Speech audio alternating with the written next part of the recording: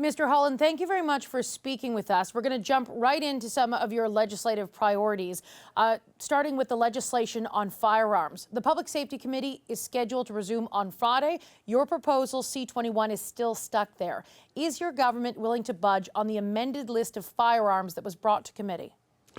Yes, absolutely. We've said over the last while that we want to work with all parties. We had a great opportunity over the last while to talk with Canadians from across the country, and they want two things. One, to have removed from the streets the types of firearms that have been involved in mass casualty events, the type of guns that are capable of mass killing.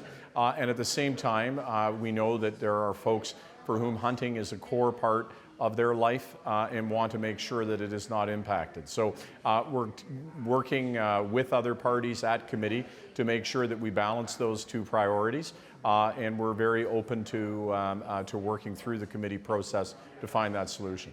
Okay, you say yes to compromise, yes to working through committee. Can you give me an example of something that you're willing to compromise, perhaps take a certain specific firearm off the proposed ban list? Well, it's not for me. I think that, the committee is doing that work, having those discussions. It wouldn't be for me to jump on top of them. But what I can say is that there are a number of examples where there are guns that there have been questions about in terms of whether or not they're an appropriate gun for hunting, or whether or not their banning would have an impact, for example, on Indigenous communities, and to make sure that we have solutions prepared for those. So that'll be an ongoing discussion. And as you say, we're open to working with all parties to get it right. There have been concerns raised by hunting associations as well as different Indigenous leaders on some of those weapons, some of those guns that have been put on that list. During the break, has there been any consultation with either firearms associations or Indigenous leaders who've raised concern in the past on those guns? Yeah, certainly it's my understanding that the Minister of Public Safety has been engaging broadly on this with stakeholders from both sides. Certainly I've been hearing from my caucus colleagues within the Liberal Party, and obviously talking with members across the aisle with different parties who have been hearing very clearly from both sides what's important to them in this bill.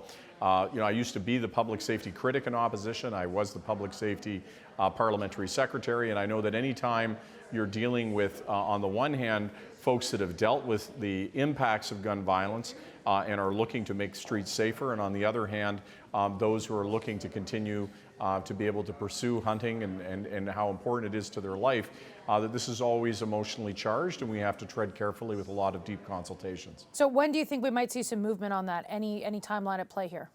Well, I think, this is going to be coming to committee immediately over the next couple of weeks, so this work is ongoing.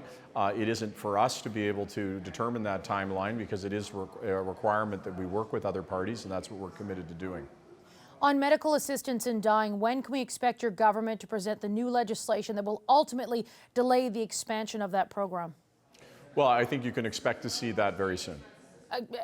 Any specifics here? Days, weeks? No, I think you're looking, when I say very soon, we're not talking about a very long period of time at all. It's important that we address this and we be able to create that framework to continue this conversation. This is an incredibly challenging, emotionally charged subject that is deeply personal and important to so many Canadians, and we want to get down to the work of having that conversation and Parliament getting to that work.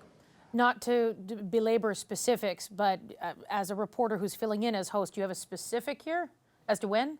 I can't give you a specific at this time. There's our processes that we have that have to be adhered to, but I can't say any more than I have, unfortunately, on that, Katie. Okay, on that issue, bigger picture, do you have an idea from your colleagues that you've been speaking with how long your government wants that delay to be before your government is comfortable presenting a plan to expand medical assistance in dying to include individuals experiencing mental illness? Do you know how long you want the government wants that delay to be? Well, that's been part of the discussions we've been having with stakeholders and other parties. And as I said, we'll be prepared to announce the exact length of it very soon. We want to make sure that it's long enough for those consultations to take place with stakeholders and within the parliamentary process and other parties. But by the same token, not so long that we don't get to a resolution, because this is something that is hanging out there and is critically important to so many Canadians. So it's balancing those two things, but I'm not at this time able to tell you exactly how long that time would be.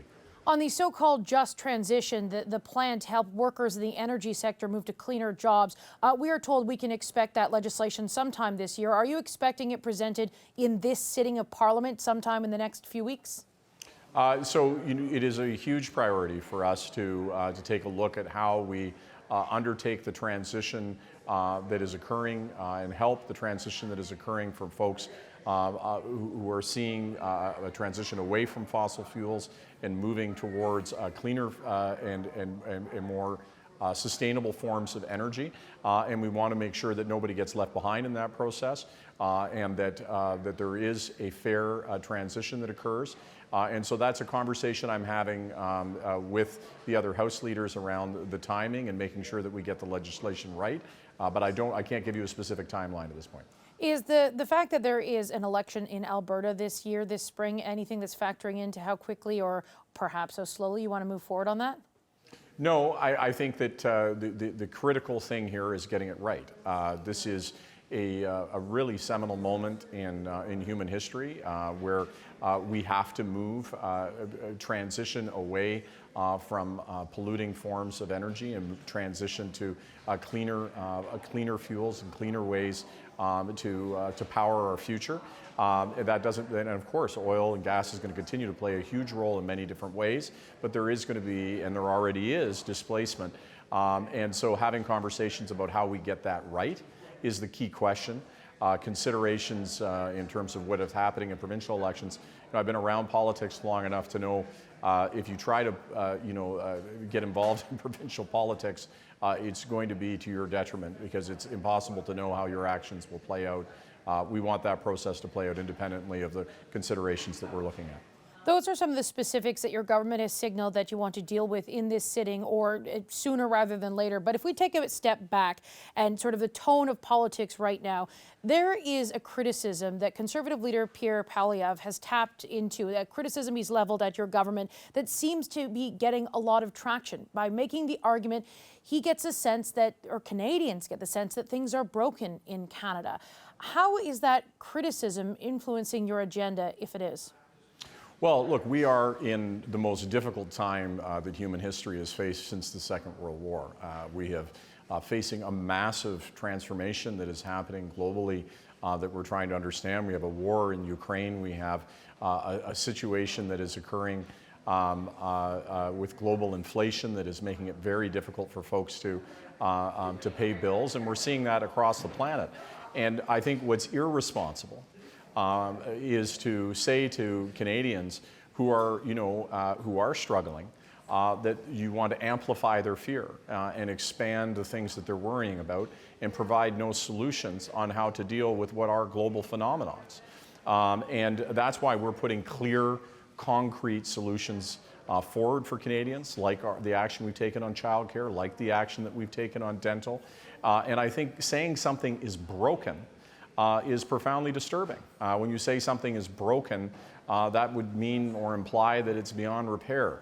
The reality is that Canada right now, while folks are struggling in this global context, is doing exceptionally well relative to the rest of the world. We have to get through these hard times, as humanity has before. But what was true every time humanity went through dark times is you didn't get to better times by exacerbating fear, by amplifying anxiety. You did it by keeping a level head, providing strong solutions, and staying the course. And that's exactly what our government intends to do. Government House Leader Mark Holland, thank you for your time today. Thanks so much. Now for opposition reaction. Melissa Lantsman is the deputy leader of the Conservative Party, and Peter Julian is the NDP's House leader. Ms. Lantsman, I'm going to start with you. I'm going to give you an opportunity to respond to something that Mr. Holland had said just there. He described the criticism that has been brought forward by your party's leader, Pierre Poilievre, insisting, or not insisting, but suggesting that Canada is broken and that Canadians feel this sense that something isn't right.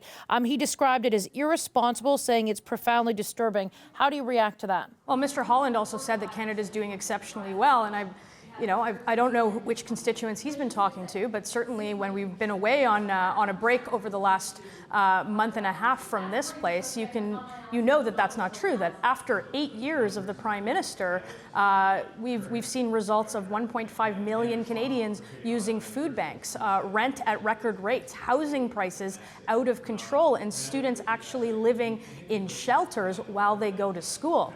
That's not a sign of a Canada that's doing exceptionally well. So I take exception to that statement. I think there are some Canadians who are doing exceptionally well, and those are probably the well-connected lobbyists and friends of the Prime Minister, like those who got $100 million or an amount that we don't know about from places like McKinsey. Ms. Landsman, I'm going to ask you one follow-up. While there is plenty, in this conversation that we're going to have here, there's going to be plenty of opportunity for you to level your critiques against the government. But I'm just curious, at the start of this sitting, is there any area where you think the Conservatives and the Liberals can cooperate together on solutions on, pick your area? Is there anything you think that there can be cooperation on? Absolutely. There's always times that we can cooperate in this House, and we want to see more affordable childcare, for example, in this country. But we want to see it include choice. We want to see it include, religious operators and home daycares and many generational households where grandparents take care. And we want to see the value of that work and that childcare be rewarded and not just have one program. So certainly we can make things better, but I'm not sure that the direction in which the Liberals are going, say, on that issue is the right one. Mr. Julian, I want to ask you, are you getting any signals from the Liberals that they're going to meet the requirements your party has when it comes to a pharmacare legislation package? Well, they have no choice. They have to make sure that the bill that I presented 2 years ago, Canada Pharmacare Act, that was voted against by Conservatives and Liberals, actually passes by the end of this year. And that we also put in place dental care for people with disabilities, for seniors, and for families with youth under the age of 18. These are absolute conditions in terms of what we are forcing the government to do. We also believe that the housing crisis has to be addressed. We've had successive Conservative and Liberal governments that have done nothing to address the crisis in the lack of affordable housing in this country. And to do that, we need to ensure that the ultra-rich in this country, the billionaires, actually pay what they owe Canadians. We lose over $30 billion a year, as the Parliamentary Budgetary Officer has told us, to overseas tax havens alone. And what we need to do is turn back from the Conservative and Liberal policies that have allowed the ultra-rich to not pay what they owe Canadians and actually insist that they do, because what we need to do is invest in Canadian families. And the only way to do that is to have a fair tax system. Specifically on pharmacare, though, are you getting signals that what you have proposed is going to be in place on the timeline that your party has demanded it be there? The timeline is very clear. It's available to everybody. The agreement is available to everybody. What we're forcing the Liberals to do is available to everybody. It has to be done by the end of this year. It has to pass through the House of Commons. And this, I think, is a significant victory for Canadians, because 2 years ago, Conservative and Liberal MPs almost unanimously voted against putting in place pharmacare. Now, what does that mean in my riding? That we have constituents, I have constituents that are paying over $1,000 a month for heart medication. We need to ensure that we have in place public universal pharmacare so that those Canadians, instead of scrimping on their medication and perhaps dying, as the Canadian Nurses Association indicates, hundreds die every year, or forced to lose their home or not put food on the table because there's no provision for pharmacare, these families will actually get the supports that they so critically need. So it's clear that Jagmeet Singh and the NDP caucus are making a difference in this Parliament. Ms. Landsman, I want to ask you, what is the #1 priority your party would like to see achieved in this sitting? I think the #1 priority for Conservatives is also the #1 priority for Canadians, and it's to get that cost of living down. We've seen inflationary deficits drive those interest rates, where mortgage payments are out of control. Rental housing is unattainable in the place certainly where I'm from, and across the GTA, Lower Mainland, and Vancouver, and now all over the country. So it's cost of living, and then of course addressing the issues of crime. We've seen a massive spike in violent crime, 32% since this government has come to power, 92% when it comes to violent homicides. And we've got to look at bail reform, and we've got to look at making sure that if somebody does the crime, they do the time in this country, and they're put behind bars where they can't reoffend. That's what everybody where I'm from is talking about. I was going to say, I know that you are sponsoring, you want to see an emergency debate around violence, particularly in Toronto, with some of the attacks that we've seen on the Toronto transit system. I'm curious as to solutions. So this is a conversation. This is certainly something that people are talking about in the Greater Toronto area. What do the Conservatives see as solutions to fix this challenge? It's not only a conversation in the Greater Toronto area, although we've seen incident after incident, day after day of violent random attacks, from stabbings to swarmings to shootings. But it's a problem all over the country. Now we're seeing it in Edmonton, and we're seeing it in Vancouver, and we're seeing it in our city centres. And one of the solutions that we want to talk about, one of the solutions that 13 premiers have all signed a letter to talk about, is about bail reform. Police unions have raised concern, police chiefs have raised concern, because it turns out that many of those who are offenders or who are causing these violent crimes or who are perpetrating these violent crimes are reoffenders and are out on bail. So we want to have a serious conversation about, it's not enough just to arrest somebody, but finding a way to keep them behind bars and to keep the public safe, to have them safe in their communities and safe to ride public transit. That's a right. Mr. Julian, go ahead, Mr. Julian. Well, just on 2 points. In terms of greedflation, the fact that we've seen grocery store chains jack up their prices unbelievably high. We haven't heard a word from the Conservatives or the Liberals addressing what has been a profound impact on families actually being able to put food on the table. And the issue of crime, I think it's important to note. I was in the House of Commons under the Harper government when they destroyed the National Network of Crime Prevention Centres, which did phenomenal work in addressing crime right across this country. So Conservatives talk pretty words, but when it came to action under their government, they actually gutted what was an indispensable tool to ensure that we actually lowered the crime rate right across the country, which is why, again, we come back to healthcare and mental health supports. We need to ensure that Canadians are safe. One of the ways to do this is to actually invest in mental health supports right across the country, something that we've seen both under Conservatives and Liberals. It just hasn't happened. Ms. Landsman, I want to give you an opportunity to respond to Mr. Julian's criticism there. Mr. Julian's party is the party that brought forward the broken bail system supported by the Liberals that we currently have today. And there's no question that mental health is an issue. But when you see violent attack, random violent attack after violent attack in the city's largest urban center on a transit system that millions of people have used and more than 10,000 people work at, the question is not just mental health. It's about criminals and making sure that they're not reoffending, that we have them behind bars when they commit crimes so that people can feel safe in their city. The actual reality is we have to prevent crime from happening in the first place. That's what the National Crime Prevention Centres did. And it was very cost effective. You spend $1 on crime prevention, you save $6 in policing costs and court costs and prison costs. And it is incomprehensible to me that the Harper government destroyed that network of crime prevention centres. This was a short-sighted and irresponsible decision that we're still seeing the impacts of today. Here's the thing, the Prime Minister Justin Trudeau has been in power for 7 years. So is that something that your party wants to push for now that that was 7 years ago? And I respect that you have the criticism about the long-term consequences there. But do you want to push the Liberal government to do something along those lines? We've been saying now for years that both Conservatives and Liberals are wrong in not investing to provide the supports for crime prevention. And we've raised this in the House. And both Liberals and Conservatives have refused to acknowledge the importance of actually stopping crime before it happens.